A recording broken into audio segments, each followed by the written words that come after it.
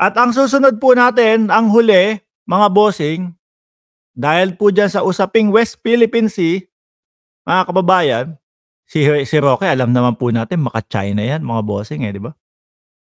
Maka-China. Uy, nagtataka ako si Tita Katie nandito nakatambay. Ikaw ba inutusan ni ano, ni Jordan? Inutusan ka ba ni Jordan para ano, magmatiyag do sa live? Jordan, shout out sa'yo. Kakabalik lang po niya galing ng ano. Saan kayo pumunta? Sa Tagaytay? O yan, si Jordan po yung isang magiting natin na editor, mga kababayan. No, kasama po sa Team MR. So itong si Harry Roque, mga bossing, ilang panahon din pong nagsisisigaw ng China, China, China eh, mga kababayan. Ilang panahon po. China, puro China siya, puro China. O, siya din po ang nagsabi na, yes, may gentleman's agreement si dating Pangulong Duterte at ang China, mga kababayan. So ngayon, napapansin niya, mga kababayan, siguro, putik na yan parang hindi pabor sa akin sa mga sinasabi ko ang mamamayang Pilipino. Eh, naaalarma po yung tao na yan, mga boss. Naaalarma, mga bossing, dahil po kasi malapit na eleksyon eh. Panigurado tatakbo yan ng pagkasenador. Ano? Eto tanong ko lang, hindi ko sinasabi na wag niyong iboto si Harry Roque, pero gano'n na nga, 'di ba? Oh, kayo po iboboto niyo si Harry Roque, mga kababayan? Kung may pagpipilian po kayo, eto na lang, Trillanes, Senator Trillanes versus Harry Roque. Kunyari one-on-one lang, ano? Kunyari one-on-one ang labanan dito. Sasabihin ng mga DDS diyan sa kanilang live. Eto si Mark Ramos, tingnan niyo, si Raulo. Senador daw one-on-one lang, 12 ang pipiliin doon. Eh, ganyan po talaga yan. Mahihina po mga kokote niyan eh. Example po, one-on-one lang. Roque versus Trillanes. Sino po ang iboboto ninyo? Ako din sasagot ako diyan, mga kababayan. Lowaton, Trillanes. Ako po, mga bossing, Trillanes ang pipiliin ko diyan, mga kababayan. Bakit po? No? Sa dalawa po na ito, posible, no, na maging opposition naman din po ng gobyerno. Lagi ko po sinasabi dito sa ating channel, miski po sa ibang mga vloggers na maririnig ninyo, mga kababayan, no? Importante at maganda na merong opposition sa gobyerno. Bakit po? Kasi magdadalawang isip yung mga nakaupo na gumawa ng mga kalokohan dahil po merong magche-check and magbabalanse, mga bossing. So hindi po basta-basta lang. No, hindi naman po porket si PBBM na naman ang nakaupo diyan eh. Okay na 'yan. Hayaan na natin, 'wag na tayong magboto ng ng opposition. Eh, kumbaga, mga kababayan, importante balanse pa din po, no? So, pipili ka sa dalawang 'to. Ali Bugha TV, shout out sa lahat. Suportahan niyo po yung channel ni Sir Ali Bugha, no? Nakikita ko yung mga kilala ko yung mga vloggers po, mga kababayan. Dalawa yan, parehas opposition, no? Itong si opposition na si Roque, uy, grabe. Bakit ganun ba? Bakit? Etong si Roque, bakit ganun naging yung ko? Etong si Roque, mga kababayan, opposition na inventor.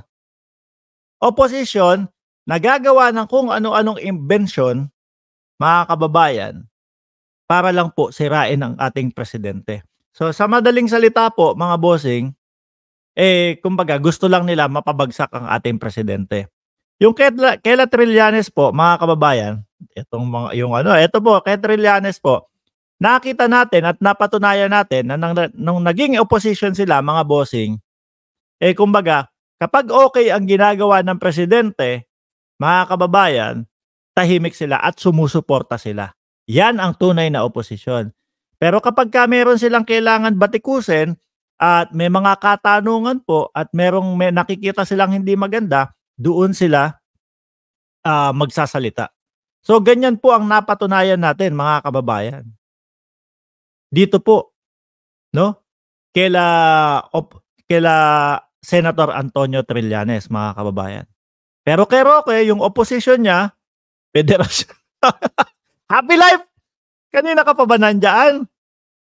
kanina ka pa nandiyan, ngayon ko lang nakita yung ano mo, yung na nagkomento ka. Si Roque di yan oposisyon, federasyon yan.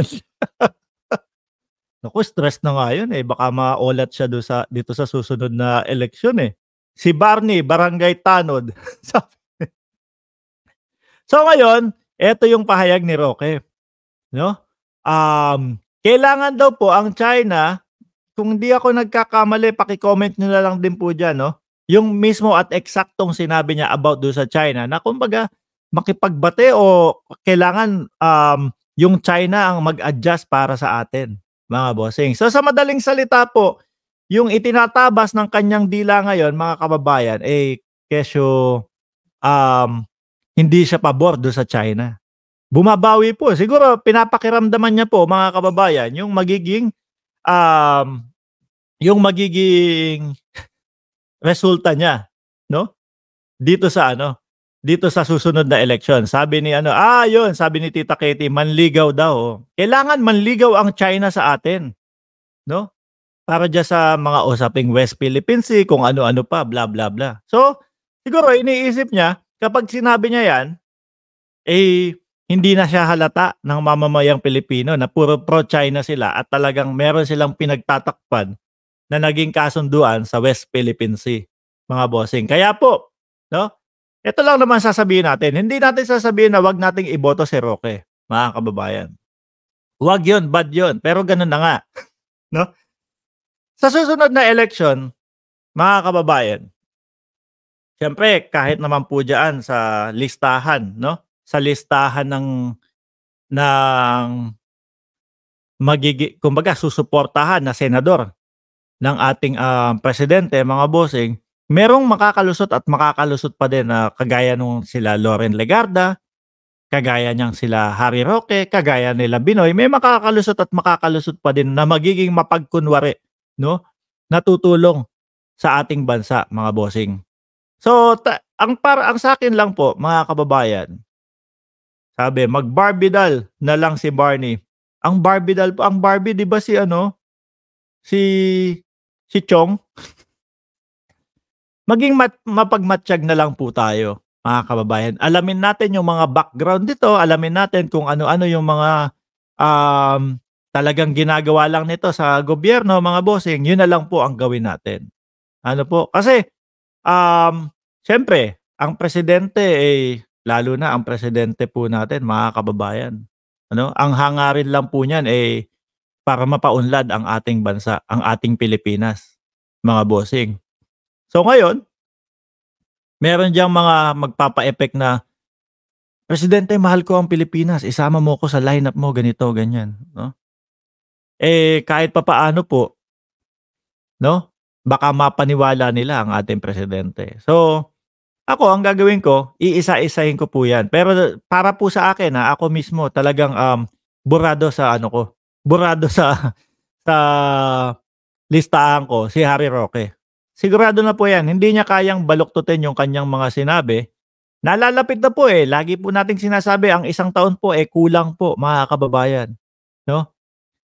Lalo na 'pag tatakbo ka sa nasyonal, kulang na kulang po, mga bossing. So ngayon medyo nangangamba na 'yan kaya bumabaliktad, medyo umaano. Kaya dehins po 'yan para sa akin, mga kababayan. At sa susunod, yung mga 2028 sa Senado, mga kababayan, eh, 100% hindi ko iboboto si Binoy bilang re-electionist. Hindi ko iboboto si Legarda kung re-electionist man siya. O yan, yan yung mga hindi ko din iboboto si Roque kung siya ay hindi mananalo, which is mukhang alam ko naman at ramdam ko na hindi mananalo itong si Roque, mga kababayan.